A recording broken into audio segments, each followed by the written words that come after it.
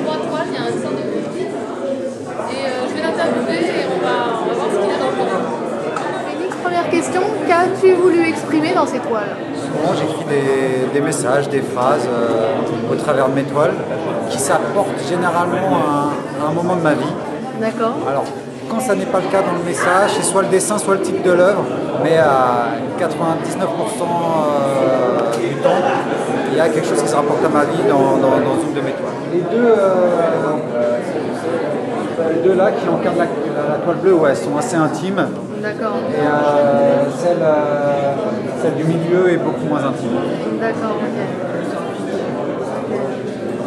Celle du milieu est plus une dans laquelle j'ai travaillé le côté graphique, le côté couleur, qui m'intéressait beaucoup plus dans le travail de celle-ci.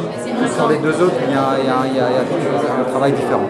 Alors moi je sais pas, je perçois des tags, est-ce que c'est bien ça? Est-ce que c'est ce qu'on appelle du tag C'est là? tout à fait des tags. C'est tout à fait des tags Voilà. que tu as associé en fait à un visage.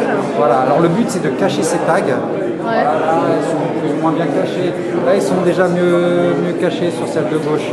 D'accord. Et je pense que dans celle-là, ils sont vraiment bien cachés parce que là, on les devine, mais on ne lit pas. Ouais. Et donc, J'ai tendance à tester mes toiles auprès de gens que je connais, leur montrer qu'ils sont habitués à les déchiffrer ou pas. Et celle-là, on a mis plus de temps à la déchiffrer que d'habitude, donc j'étais content. et ça fait combien de temps que tu fais ce métier en fait? Ce métier D'artiste, j'ai peint mes premières toiles en 2000, je crois, par défi, par plaisir, mais juste pour moi, sans idée au départ d'en vivre ou voilà, pour me faire plaisir. et tu gagnes ta vie en faisant ça? Je gagne ma vie maintenant en faisant ça pour l'instant D'accord, depuis quelques années. depuis 3 ans. Ton parcours, ça a été au départ, ce que tu me disais tout à l'heure, de peindre dans la rue sur des murs. Voilà, comme beaucoup d'adolescents, il y a eu le phénomène graffiti qui m'a intéressé. J'aimais bien l'idée d'aller peindre quelque chose là où on n'a pas le droit de peindre. Et puis, voilà, je crois que d'avoir une affirmation de soi un petit peu en posant son nom alors qu'on a 15-16 ans, qu'on n'est pas forcément ultra bien dans sa peau, ça permet d'acquérir une petite notoriété sans se mettre au premier plan. Les autres passions, non, se retrouvent dans mes toiles. D'accord. Voilà. Ok. J'aimais bien la BD, le skateboard, le snowboard, tout ça. Donc, Le fait de pouvoir prendre des photos, de filmer en fait des toiles, etc. Je pense qu'il y a un effet un peu pervers aujourd'hui par rapport au marché de l'art, des graphes, etc. au marché de l'art, non. Au marché,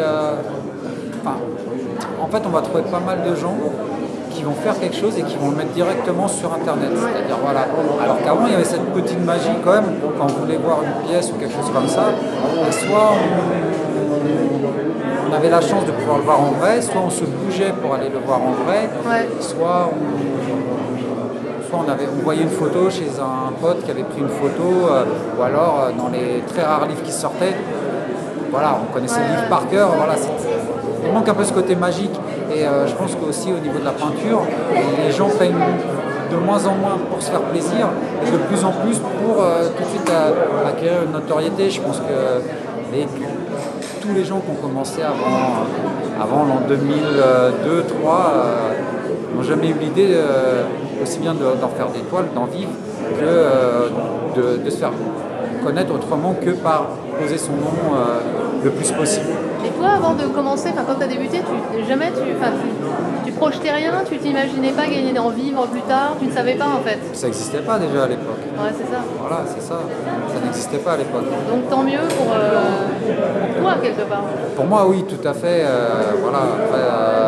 Après, ça crée des disparités, des petites tensions